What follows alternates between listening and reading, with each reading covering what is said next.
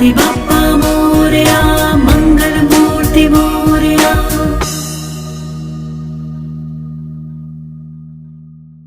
एकदन्ताय विद्महे वक्रतुण्डाय धीमहि तन्नो दन्तिः प्रचोदयात्।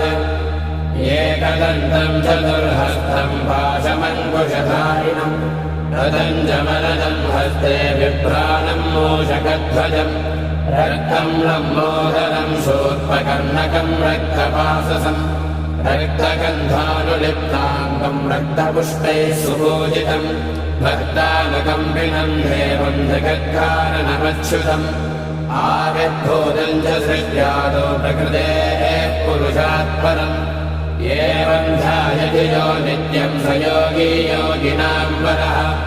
नमो